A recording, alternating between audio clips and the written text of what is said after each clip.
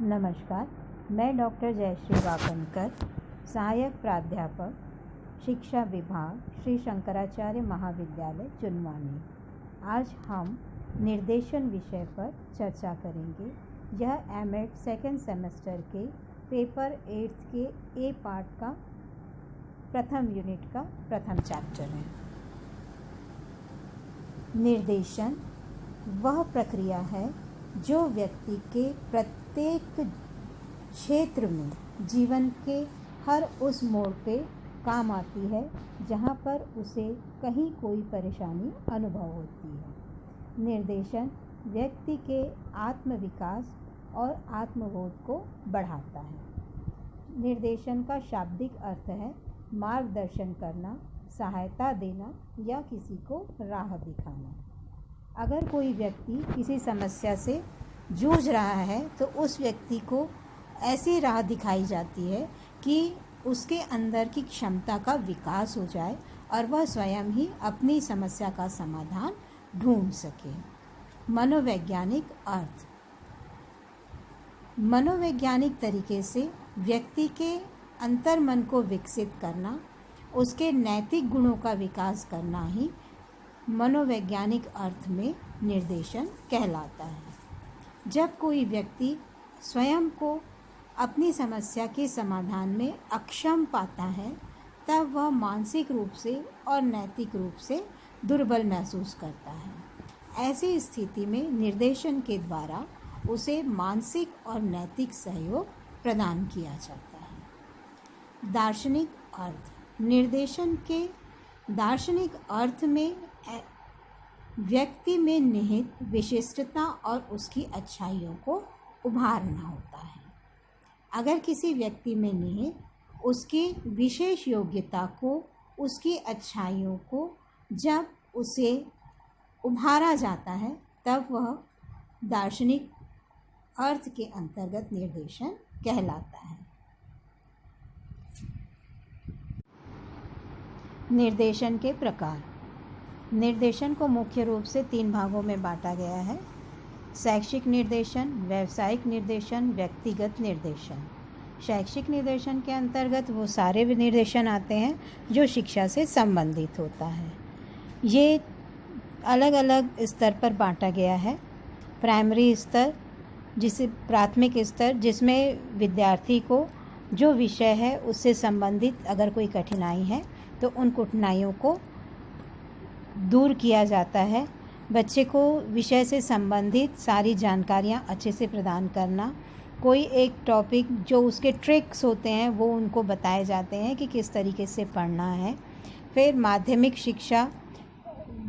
शिक्षा में विद्यार्थियों को उनके विषय की जो तथ्य होते हैं उनमें अगर कोई कठिनाइयाँ आ रही हों तो उससे संबंधित उनको जानकारी दी जाती है। उसको किस तरह से जीवन में उतारना है, कैसे पढ़ना है, लिखने का स्टाइल क्या होना चाहिए, हैंडराइटिंग कैसे सुधारना है, ये सारी छोटी छोटी चीज़ें जो होती हैं, टेक्निक्स जो होती हैं, वो शैक्षिक निर्देशन के अंतर्गत आती हैं। उच्च शिक्षा में विद्यार्थियों को विषय चयन कैसे करना है, कौन से व्यवसाय में जाना है, उसके लिए हमको किस तरह की शिक्षा की आवश्यकता होगी, ये सारी चीज़ें हम उसमें बताते हैं। तो ये कहा जा सकता है कि शिक्षा से संबंधित जितनी भी समस्याएं होती हैं उन समस्याओं को दूर करने के लिए विद्यार्थियों को शिक्षक द्वारा या अनुभवी व्यक्तियों के द्वारा जो सहायता प्रदान की जाती है वो सारी शैक्षिक निर्देशन के अंतर्गत आती हैं। फिर है व्यावसायिक निर्देशन। व्यावसायिक निर्देशन के अंतर्गत व्यवसाय चयन, व्यवसाय का रॉ मटेरियल कहाँ से आएगा, व्यवसाय में जो रॉ मटेरियल लिया गया है उसको किस तरीके से बनाना है, उसकी मार्केटिंग कैसे करनी है, कैसे व्यवसाय को डेवलप करना है, इन चीज़ों से संबंधित जितने भी निर्देशन दिए जाते हैं वो सब व्यावसायिक निर्देशन के अंतर्गत आते हैं। उसके बाद आता है व्यक्तिगत निर्देशन। किसी एक व्यक्ति को उसके जीवन के किसी भी क्षेत्र में आए हुए समस्याओं के समाधान के लिए प्रदान किए गए निर्देशन को हम व्यक्तिगत निर्देशन कहते हैं। व्यक्तिगत निर्देशन के अंतर्गत जीवन से जुड़े हुए हर पहलू को लिया जाता है। ऐसे कहा जाता है कि निर्देशन जो है वो जीवन में सतत चलने वाली एक प्रक्रिया है।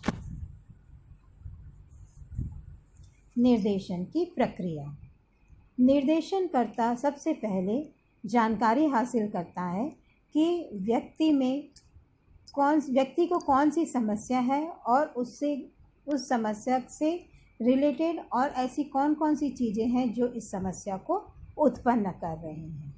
फिर उसके बाद जिस व्यक्ति को समस्या है, जो समस्याग्रस्त व्यक्ति है, उसकी क्षमताओं को पहचान करना और फिर व्यक्ति को उस क्षमता से पहचान कराना कि उसके अंदर छुपी हुई समस्या क्या है और वो उसको किस तरह से दूर कर सकता है।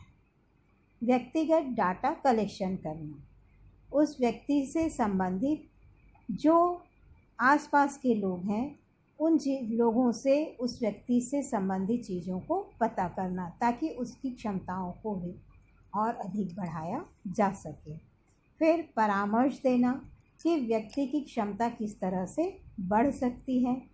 उसके बाद व्यक्ति को तैयारी कराना जिससे कि वो सीख सके कि अपनी समस्या को वो कैसे दूर करेगा। एक ही समस्या को दूर करने के लिए अलग अलग मेथड्स होते हैं। उन सारे मेथड को, उन तरीक़ों को उस व्यक्ति को बताया जाता है और वह स्वयं को उस समस्या से निपटने के लिए तैयार कर लेता है। फिर होता है प्लेसमेंट सर्विस। जब व्यक्ति जो है अपनी समस्याओं को दूर कर लेता है तब वह दूसरी चीज़ों में इन्वॉल्व हो सकता है। उसके बाद है फॉलो अप। व्यक्ति जब एक समस्या से निकल जाता है तो उसके अंदर छुपी हुई जो क्षमता थी जिसको विकसित किया गया, वह उसमें निहित और दूसरी क्षमताओं को किस तरह से विकसित किया जाए, इन चीज़ों को भी वहाँ पर फॉलो अप किया जाता है। निर्देशन का महत्व। निर्देशन व्यक्ति पर फोकस करता है, कभी भी समस्याओं को फोकस नहीं करता। अगर किसी व्यक्ति को कोई समस्या है तो व्यक्ति को डायरेक्ट समस्या का समाधान नहीं बताया जाता, बल्कि व्यक्ति को फोकस किया जाता है और उसमें क्षमताओं को विकसित करते हैं ताकि वह अपने मानसिक और शारीरिक रूप से उस समस्या को हल कर सके। वह अपनी सोच को विकसित कर सके कि मैं इस समस्या से किस तरह से निजात पा लूँ। आत्म क्षमता में विकसित करना। व्यक्ति के आत्म क्षमता को, उसकी मानसिक क्षमता को उसके व्यक्तित्व में विकास करने में निर्देशन हमेशा सहायता करता है और इसलिए निर्देशन जो है वो हमारे लिए बहुत ही महत्वपूर्ण है। हर निर्देशन शिक्षा हो सकता है पर हर शिक्षा निर्देशन नहीं हो सकती है। आवश्यकता।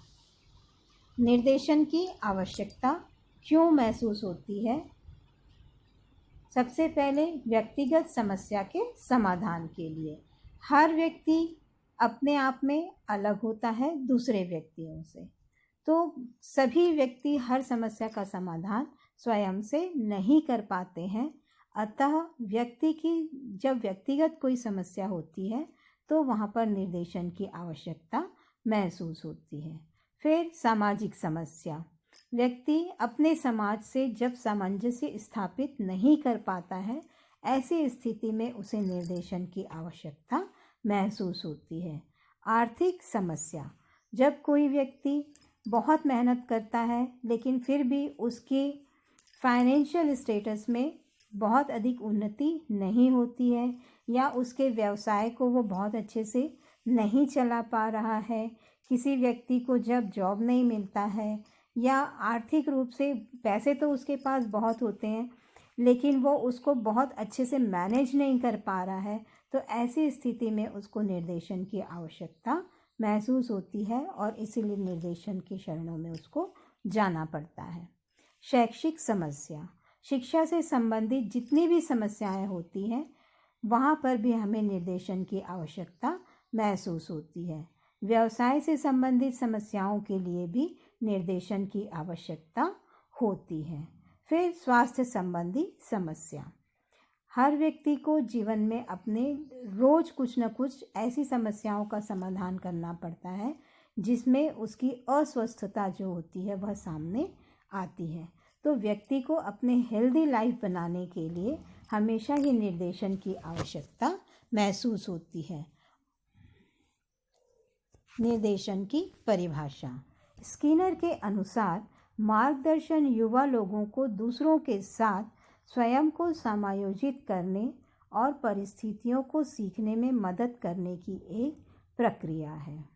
रूथ के अनुसार मार्गदर्शन हर व्यक्ति को अपने स्वयं के प्रयासों के माध्यम से उनकी व्यक्तिगत खुशी और सामाजिक उपयोगिता के लिए अपनी क्षमताओं को खोजने और विकसित करने में मदद करने की एक प्रक्रिया है। Ben Monroe. मार्गदर्शन व्यक्तिगत खुशी और सामाजिक उपयोगिता के लिए अपनी क्षमताओं को विकसित करने और खोजने के लिए अपने स्वयं के प्रयासों के माध्यम से व्यक्ति की मदद करने की एक प्रक्रिया है। अतः हम कह सकते हैं कि निर्देशन में व्यक्ति के अनुसार मार्गदर्शन देना समस्या के लिए समाधान नहीं है। निर्देशन केवल व्यक्ति को एक मार्गदर्शन प्रदान करता है और उसमें निहित जो क्षमताएं हैं उसको विकसित करता है। निर्देशन की विशेषता। निर्देशन व्यक्ति के आत्मनिर्भरता आत्मबोध को विकसित करता है। निर्देशन सतत चलने वाली एक प्रक्रिया है जो व्यक्ति को हमेशा विकास की ओर लेकर जाती है। व्यक्ति पर ध्यान देता है, समस्याओं पर कभी भी निर्देशन ध्यान नहीं देता है। निर्देशन अपने से बड़ों से, अनुभवी व्यक्तियों से या किसी प्रशिक्षित व्यक्तियों से ही हम निर्देशन प्राप्त करते हैं। निर्देशन कभी भी अपने विचार दूसरों पर लादना नहीं होता है। हमारी आवश्यकताओं और हमारी कमियों को बताने का कार्य निर्देशन ही करता है। निर्देशन के सिद्धांत। निर्देशन जीवन पर्यंत चलने वाली एक सतत प्रक्रिया है। यह एक शैक्षिक प्रक्रिया का महत्वपूर्ण अंग है। आत्मविकास के लिए निर्देशन अत्यंत ही आवश्यक है। निर्देशन छोटे से लेकर बड़े तक सभी के लिए अत्यंत ही आवश्यक है। समाज वह व्यक्ति दोनों के लिए यह आवश्यक है। सामूहिक निर्देशन में ही लोग एक जैसे होते हैं। कभी भी निर्देशन किसी के साथ भेदभाव नहीं करता है। निर्देशन का उद्देश्य।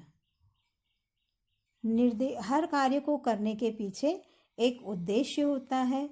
वैसे ही निर्देशन के पीछे भी एक उद्देश्य निश्चित होता है।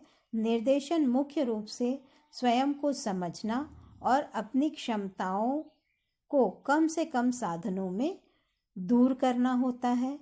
स्वयं को स्वीकारना और बदल सकने की क्षमता को विकसित करना निर्देशन का महत्वपूर्ण एक उद्देश्य है। निर्णय लेने की क्षमता को बढ़ाना भी निर्देशन का एक सबसे बड़ा उद्देश्य होता है। निर्देशन के स्वरूप। व्यावसायिक विशेषज्ञ। निर्देशन जो है वो व्यक्ति को व्यावसायिक विशेषज्ञ के रूप में प्रस्तुत करते हैं। निर्देशन एक सेवा के रूप में हमारे बीच हमेशा उपस्थित रहता है। व्यक्तिगत और सामूहिक रूप से भी निर्देशन को देखा जाता है। निर्देशन हमेशा विकासात्मक योग्यता रखता है। समस्या से बचाव नहीं कराता बल्कि समस्या के समाधान के लिए हमारे अंदर आत्मबोध को बढ़ाता है। निर्देशन हमेशा उपचारात्मक होता है और लचीला होता है। एक समस्या के लिए एक ही निर्देशन आवश्यक नहीं है। समस्या के समाधान के लिए अनेक प्रकार के आइडियाज़ दिए जाते हैं। अलग अलग तरीके से उसे दूर करने की संभावनाओं को व्यक्ति के सामने प्रस्तुत किया जाता है, जिससे वह अपनी सोच को डेवलप कर सके, अपने विकास को दूर कर सके।